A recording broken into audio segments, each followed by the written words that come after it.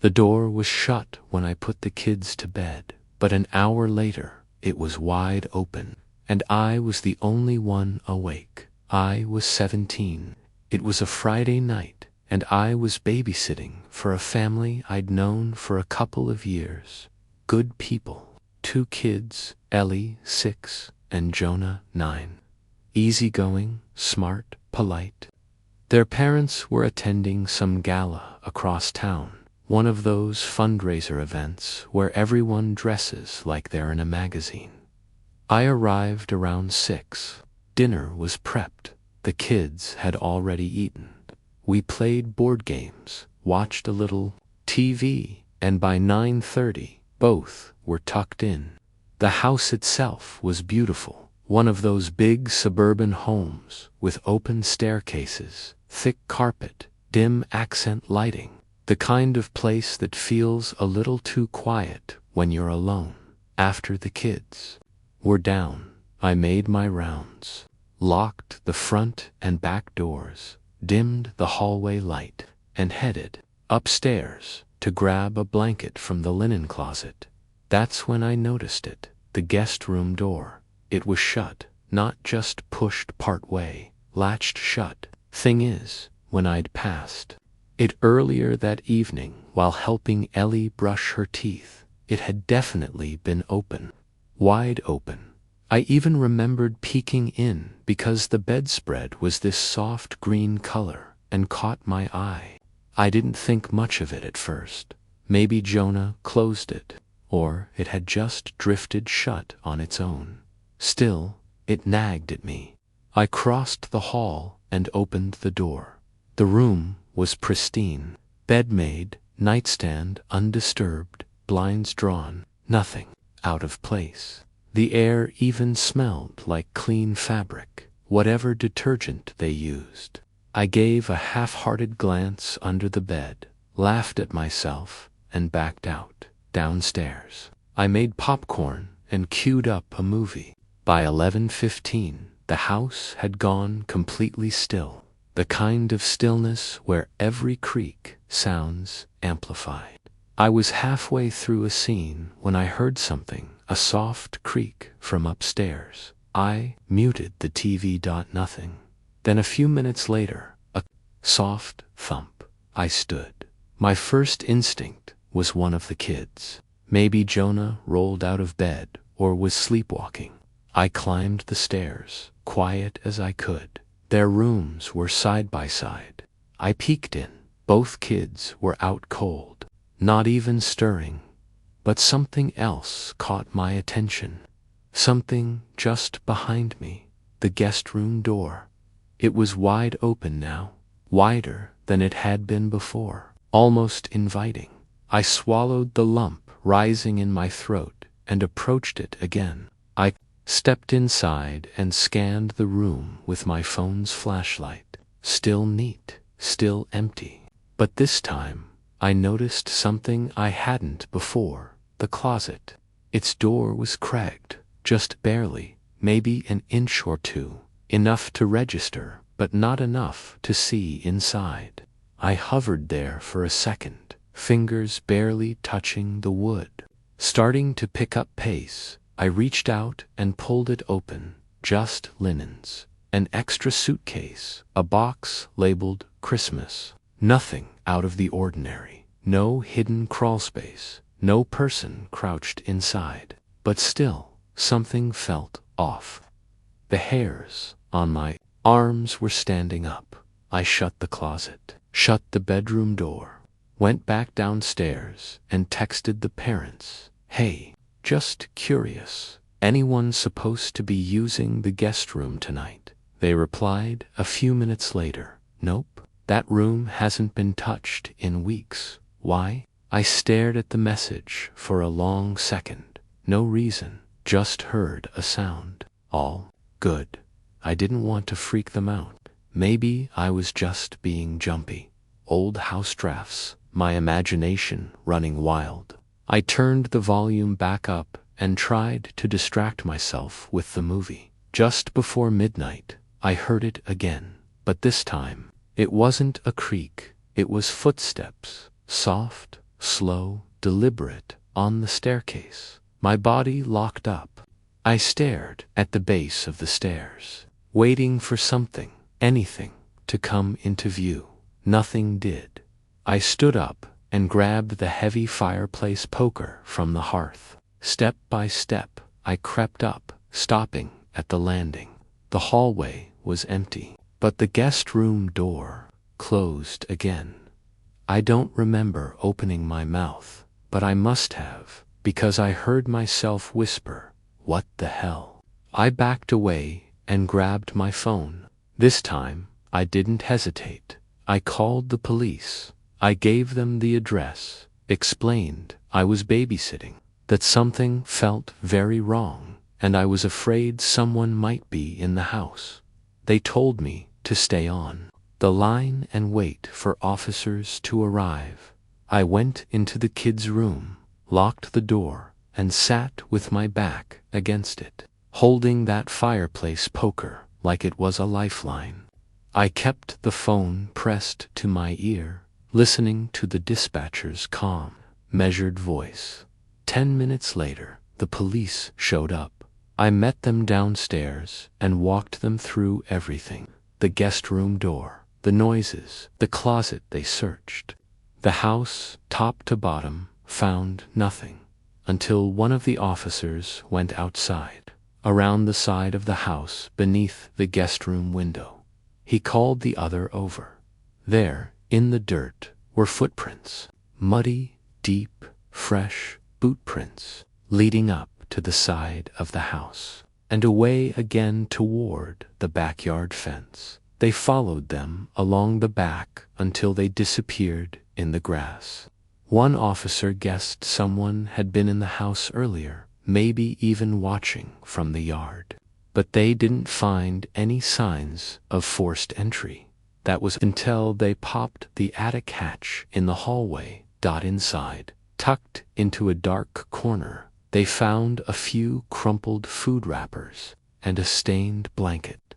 Nothing recent, but enough to suggest someone had been up there at some point. The theory: someone had gotten into the house weeks before, maybe during the daytime, or while the family was out, hidden in the attic crawlspace, slipped in and out of the guest room through the closet at night. It's rare, one of them said, but it happens. People squat in attics, crawlspaces, basements, quiet types. They wait for the house to be empty or asleep.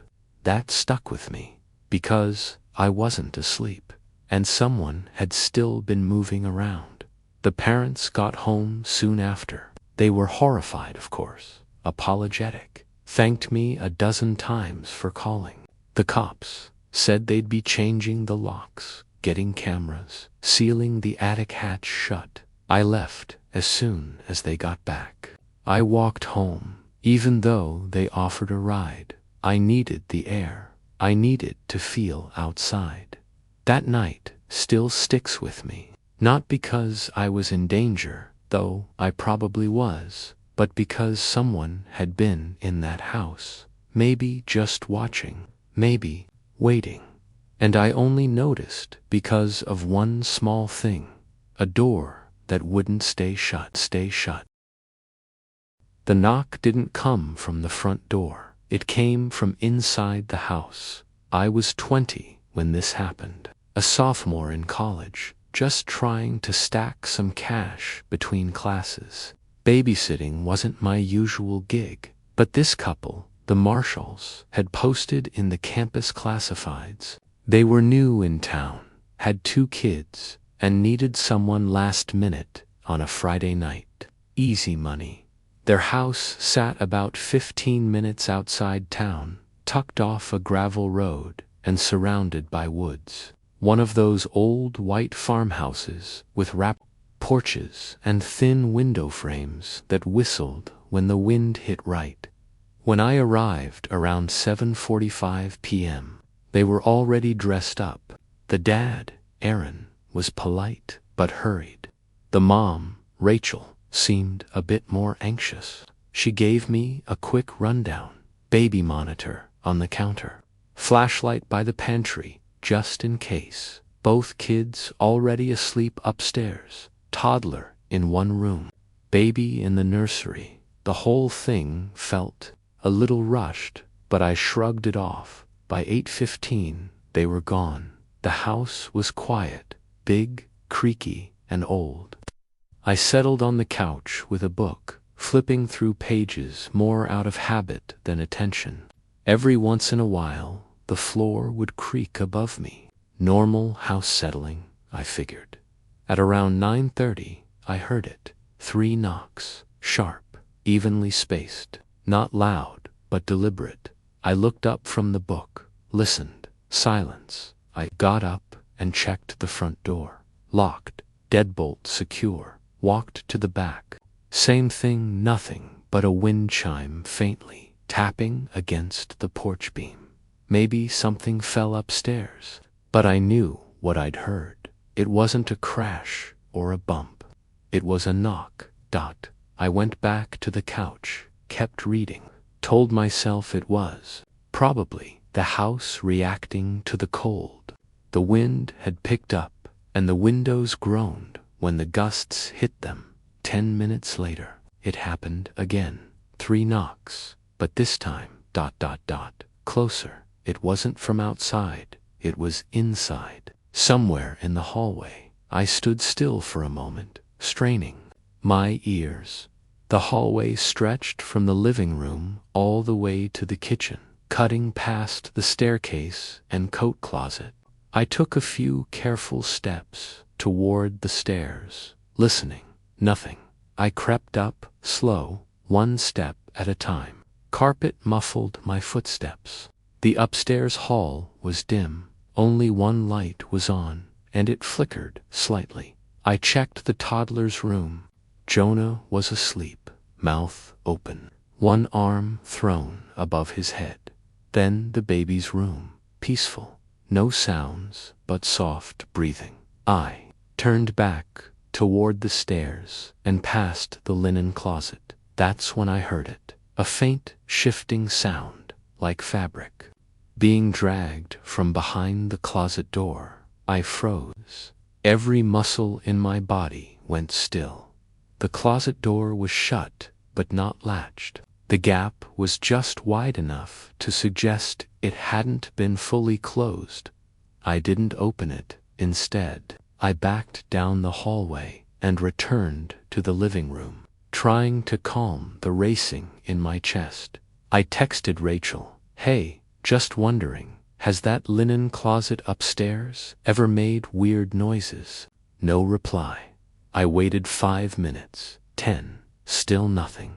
I moved one of the armchairs so it faced the hallway. If anything came down those stairs, I wanted to see it coming. I turned the TV on low, just for background noise. That's when the baby monitor lit up, but not with sound. Motion. A small blue light blinked on, and the screen flickered to life. I looked. Something, a shadow, moved across the nursery. Not directly in front of the camera, but just enough to trigger it. A shape, fast, low to the ground. I shot to my feet and ran upstairs, swung the nursery door open. The baby was still sleeping soundly in the crib, but the closet door was open now, wide open. I don't remember pulling out my phone, but I called 911. My voice cracked when I gave the address.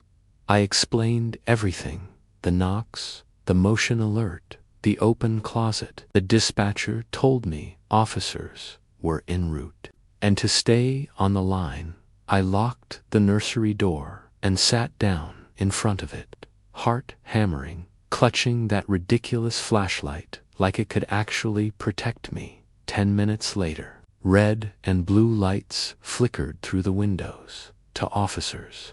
Did a full sweep of the house. Every room, every closet. They didn't find anyone but one of them.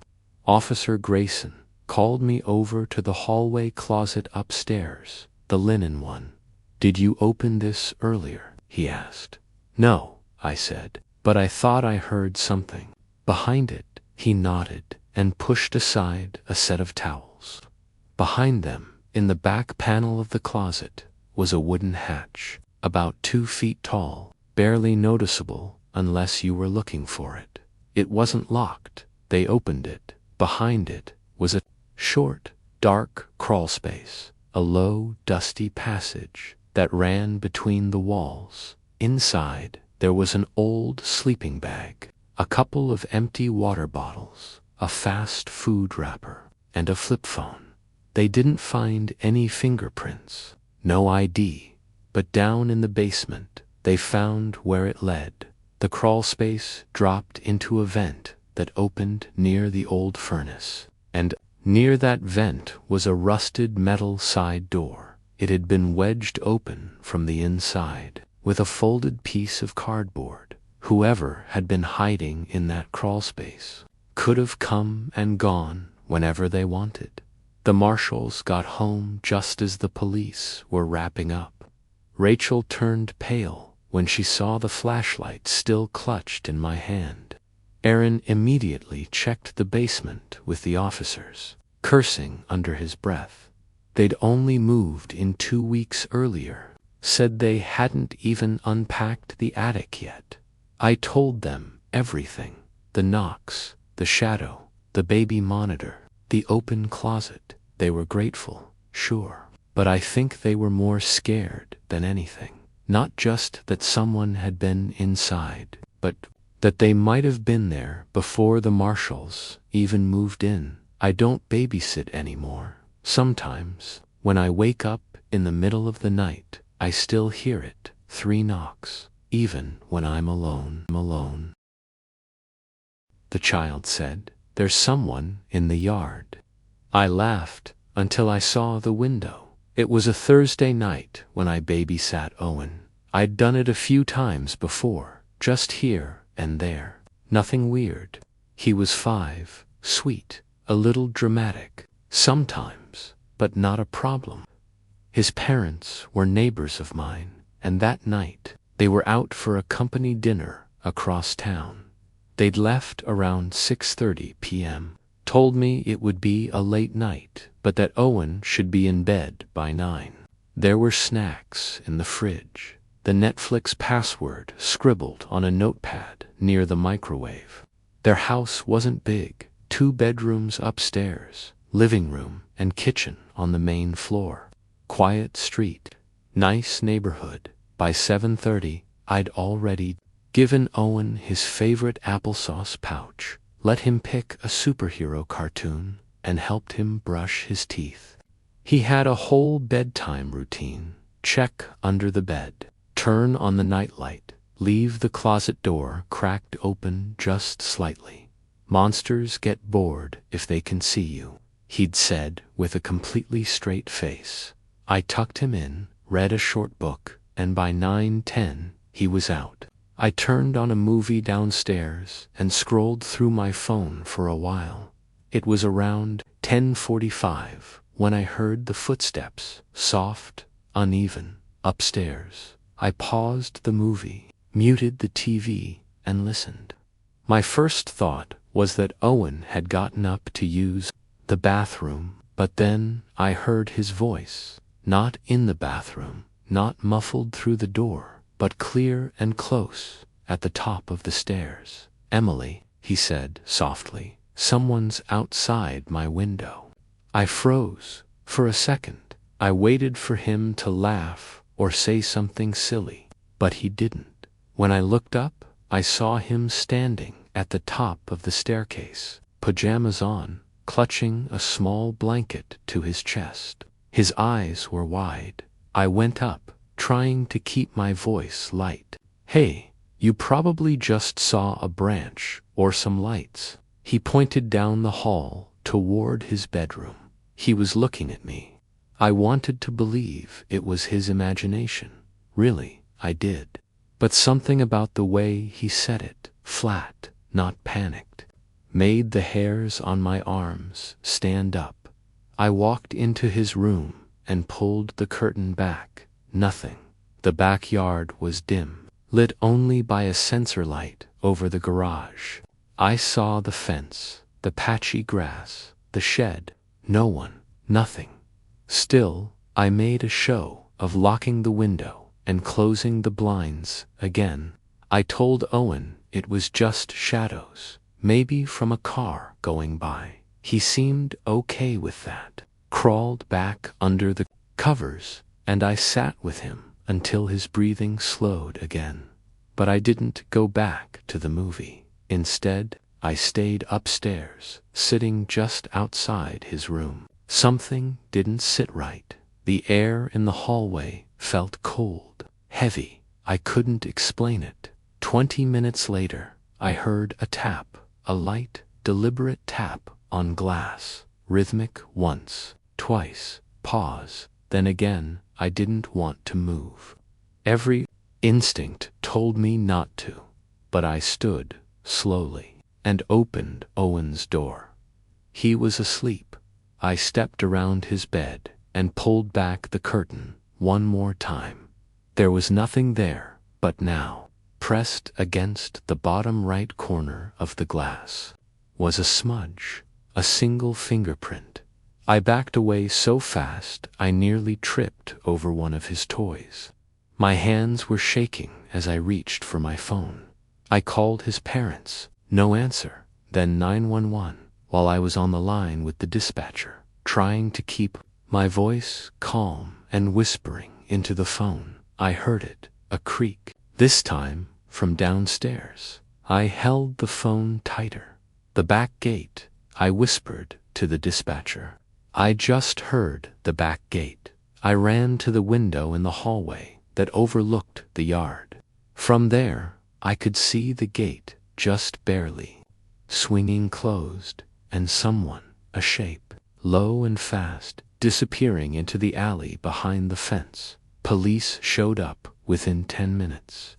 2 officers. They were calm, methodical, asked me to stay on the porch while they cleared the house. When they came back out, one of them had a strange look on his face.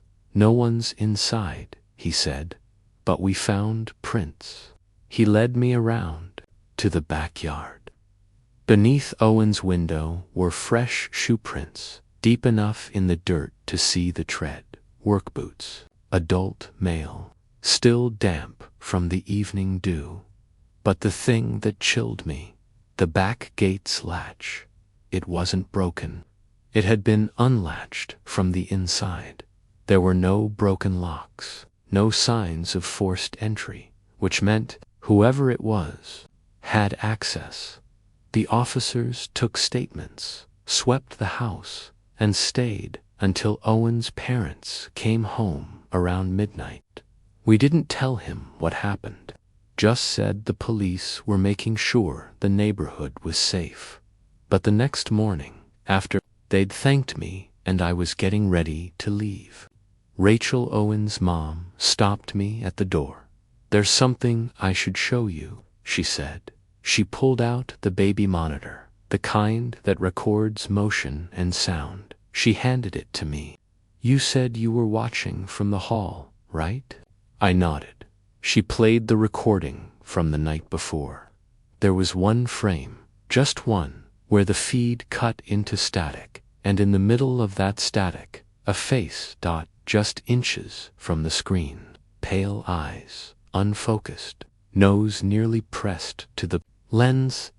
It only lasted a second, but I saw it, and I've never forgotten it.